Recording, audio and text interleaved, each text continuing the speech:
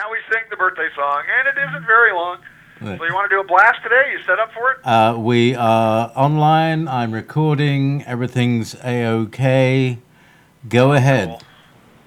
Well, it's just nice to talk to you and Lady Bex, and I just want to say thank you so much.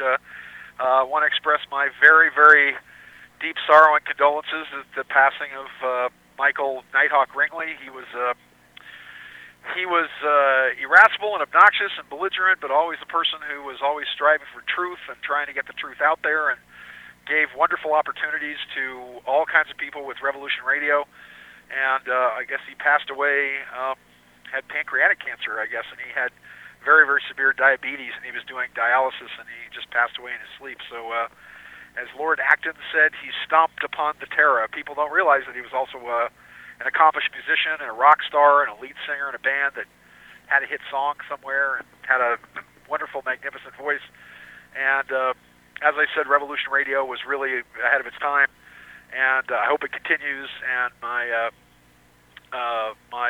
condolences to his wonderful wife. I hope anyway, I hope they get through this. So on my birthday, usually what I do, this is just kind of a birthday reminisce. I'm not going to make any predictions or talk about politics or anything like that. Usually everybody on their birthday, I usually ask them, so what did you learn in the last year in your 365 day and change trip around the sun? What did you learn? And I don't know. I learned a couple of things. Tom Clancy had a interesting quote where he said, if you kick a tiger in the ass, you better have a damn good plan for how to deal with the teeth. And I guess I didn't have enough of a plan as to how to deal with the teeth. That's the one thing.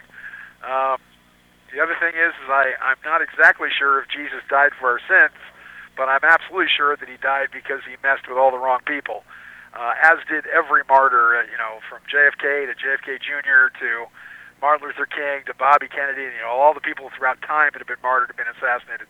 They've messed with the wrong people, and I learned things like, Jesus messed with the Pharisees, who were the judges and the lawyers, with the money changers, who were the bankers, and with the Romans, who were the feds. And I messed with those same people. And what hope did I have? Did people not realize that Jesus tipped over the tables of the money changers on a Sunday, and by Friday he was hanging on a cross? And when you mess with the dough, you got to go. And of course, what I did was I tried to help people.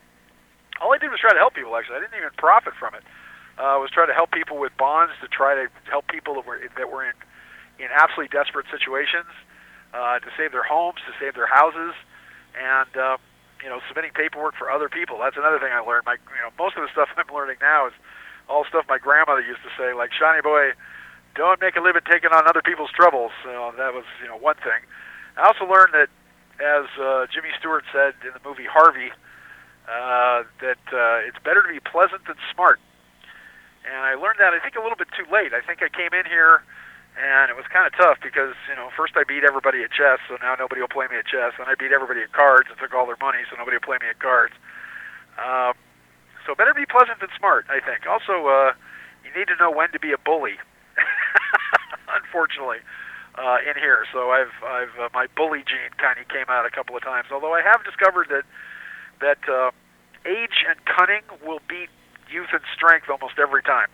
So so there's that. What else have I learned in here? Oh, that that in the land of the blind, the one-eyed man is not king. That if you have one eye, the other blind guys will find you, hit you with a stick, and crush your eye to make sure you're just as blind as they are. So that's interesting. Also, from the point of being a political prisoner, because again, I am here because I quote questioned the voluntary income tax system of the United States, which is really weird because it's not something I actually did. In fact, the IRS put agents on the stand. I cannot believe this. This was the one funny part. Well, there's a lot of funny parts in the trial where a guy comes up and he goes, "Yes, I'm an agent for the IRS." I mean, he's talking like Dracula. And I said, "Okay, and your name is what?" Ted. My name is Ted Hansen. And I said, "Well, you don't look like a Ted Hansen. What's your real name?" And he goes, "My name is Ted Kulupas, and I'm from a part of Romania, between Romania and Yugoslavia or something." Whatever. He was from Transylvania, this guy. I'm like, "Wait a minute, you're Ted Kulupas, basically a vampire from Transylvania, and you work for the IRS." And I kept saying, "Yes, and you're charged with count one." But And the judge said, no, you don't get to be on the stand. This is not a tax evasion case. He told you every dime he made for 5 years. And no, you don't get to testify. Not a tax evasion case. So that was really weird because the government said there was no, that I didn't cost anybody any money, that there were no victims. So how do you get convicted of a crime when there's no victims at all, when the victim they had, which was the United States of America, is imaginary? So it's like being kicked in the nuts by Mickey Mouse, something that's a complete, utter fiction. The government was seeking no restitution, and yet at the end, when everybody is gone, and in the middle of the night, the IRS comes in and goes, oh, and by the way, he owes us a bunch of money, so we just want you to make a ruling without adjudicating it or having any fairness or any defense whatsoever. Just say that he owes us a bunch of money. So the judge said, yeah, okay, oh, and you owe the IRS a bunch of money, even though there's no restitution on this. So what else have I learned in the past year? I don't know, that you can predict fires and floods and earthquakes and political happenings and assassinations and wars, and nobody cares. It's after predicting the quakes and first predicting the fires in Northern California, then predicting the fires in Southern California. It's just it's a strand, and then of course predicting the earthquakes, which is impossible, but something I've been able to do for the last 30 years, and nobody cares, nobody gives a crap. I used to write the Delphi Associates newsletter, and every month I used to put predictions in the newsletter, and I was sort of made obsolete by the internet and by the flood of information that's out there, most of which is wrong, by the way. Really fake news. You want really fake news? Go into the metaphysical world, and it's been fake news for a long time. It's also kind of weird, too, because it's Alien Invasion Week, so Ancient Aliens is on here. I learned that I really regret being so fat. When I was doing the first 3 seasons of Ancient Aliens, whenever I come on the TV, people go, man, that's you? Holy crap, you were fat. And I've dropped a lot of weight, and I work out pretty much. That's all I do in here is work out and exercise. What else did I learn in the past 365 days? I keep wrestling with fate and with karma. And again, I'm not exactly sure who said it, but I think it was Thomas Jefferson, actually, I think, was writing a letter to somebody saying that we must create an afterlife in order to make anything in this life seem fair. Because what I found is that good is always on the threshold and wrong is always on the throne, and that evil usually triumphs over good unless good is very, very careful and really does get the details down. And this is the weird thing about this entire experience. Back when I was 28 years old, and I was going to write a whole blog about this, but when I was 28, 29 years old, I went on my great quest. I had a girlfriend I dearly loved, Gwendolyn Otis, who decided to flee the country and go to England, and I followed her to England, and I went on this fantastic quest. But I knew that I was going to do it. I had a nightclub that closed. I had business partners that had snorted all the money up their nose. I've had a life experience of literally being betrayed by everybody that I've known, by my mother, by my father, by my stepfather, by my sister, by my half-brother, by my half-uncle. Every single person in my life, for some reason, has betrayed me, and yet all I've ever tried to do is work for the enlightenment of all sentient beings, try to do as much good for people as I can. So I knew a prophecy in the pyramids that on November 30th, 1985, powerful spiritual influences would begin to irradiate the enlightened, bringing them closer to spiritual and material perfection. And this is also the date that Halleys Comet was visible from the Earth. So the year that I traveled, late 85 all the way through 86, I was watching Halleys Comet, this wanderer in the sky. And I went to Madras. And in Madras, there's the Temple of the Seven Rajis, which are the Pleiades, actually. And they've got a thing where you go in there and you give them your handprint and they tell you your entire life. And the little Panditji is there interpreting my life. He knew everything about me, and he said, at 58 years old, the forces of darkness will martyr you, basically, and throw you in prison. And you'll be in prison for, he said, about a couple of years. And I thought that was, I stopped listening after that. I thought that was completely ridiculous. And yet, in August of 2017, I'm 58 years old, and I couldn't believe it was all happening to me, and I get thrown in prison. And so here I am. And it reminded me that back when I got introduced to remote viewing, when I was at Stanford, all the way back in 1976 with Russell Park and the Stanford Research Institute there, we used to take a couple of kids out of the class, and we'd have them walk around campus with a twister spinner. So they would walk 15 minutes and then completely randomly just wander around the campus, and then stop at like 2 o'clock, and we would predict exactly where they were, that they were in the quad, by the fountain, looking up at the Hoover Tower. Well, how is that possible?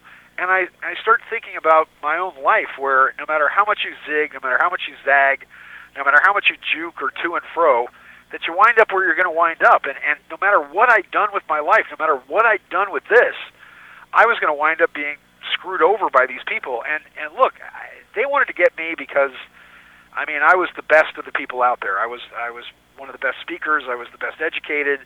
I mean, it pains me to watch the Alien Invasion Week on History Channel all this week, because all these people that are, oh, look at the UFO, look at this and look at that. It's like people chasing cars. It's like, wow, there's a Corvette, and there's an Edsel, and there's there's an Acura, and whatever else. And yet I've had so much experience with people who've ridden on ships, who have nonstop contacts with extraterrestrials, things that you never see on the television. I mean, it's over the course of my life, digging up the real mysteries that you don't see on any of this. And once again, these are dogs chasing cars. They wouldn't know the dog wouldn't know what to do with the car once they caught it. It's the same thing with these people. If they caught a UFO, they wouldn't even know what to do when it happened. So all this useless information about are they out there, are they this, and really what the Pentagon is doing is they're spending $22 million or whatever, or ATIP or AFIP or whatever it is they're doing, trying to figure out what the black world is doing, what they're doing in the secret space program, what they're doing in the stuff, in the books that I wrote, Sands of Time, which I'm hoping Melissa's going to get out there and start getting published again. But I mean, I was put in prison because of those books. I was put in prison because of what I did with Area 51. I was put in prison because over and over and over again, I kept kicking the tiger in the ass and not realizing that I didn't really have a plan for the teeth. So, and when I look at the karma of it, once again, no matter how much I would have zigged and zagged or to and froed or up and down or whatever it is I did, I would have wound up here. That these people would have done this to me. Now, the only thing I can hope and pray for is that at least when Jesus pissed off all the wrong people, that he was resurrected 3 days later and went on to be pretty successful after that, I would hope. So what I'm hoping on this, my birthday here at the Satellite Prison Camp in Tucson, and it's not exactly like I fit in here. I spend a lot of time by myself. I spend a lot of time meditating exercises, doing Tai Chi. I've got a couple of guys that are interested in it. A lot of people have read my book in here who, come to me about this. I've also become a really big racist because I really hate white people now, because the people that are nice are the Pises and the Mexican guys and the black guys. The white guys in here are terrible. But we have people in here that were multimillionaires, that were real estate magnates, that were, Wall Street movers and shakers. A lot of attorneys. We got like 10 attorneys in here, all of which. So the good news is that on November 18th, I do have a motion for compassionate release. Another thing they did is they blinded me. I mean, they took out basically I'm completely blind in my right eye, thanks to the butchery of these people, which means I feel a bit like Odin hanging on the Yggdrasil tree to obtain wisdom, and the two ravens of Munum and Umun coming and plucking out my eye and giving me all knowledge, because my remote viewing skills have massively increased, my healing skills have increased, my my psychic power has increased. I notice that I just think of a thing, and I just want, and that thing will appear. Another thing I learned too is that when I'm harassed here constantly by the BOP. They've sent back my mail. I want to thank everybody out there, because for about 6 months they sent back my mail saying I wasn't even here. And when you've got these COs, these correctional officers who want to harass you, going through your locker for hours at a time, I've learned the best thing to do is just start telling jokes. I start telling the best jokes that I know, and I put on a little comedy show while these guys are going through my stuff, and then the guards start laughing and they drop the stuff that they're going to confiscate. And they go through my locker and they don't find anything to confiscate, but I have a good time just standing there telling jokes, which people are that I'm so brazen and so sarcastic with all the people here. So anyway, the other things are going well. The Sands of Time got picked up as a series.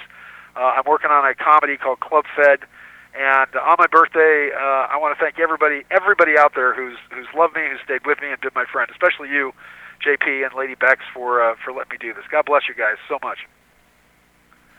Excellent, Sean. Listen, okay. Have a great time as far as you can, yeah. and we'll speak next week.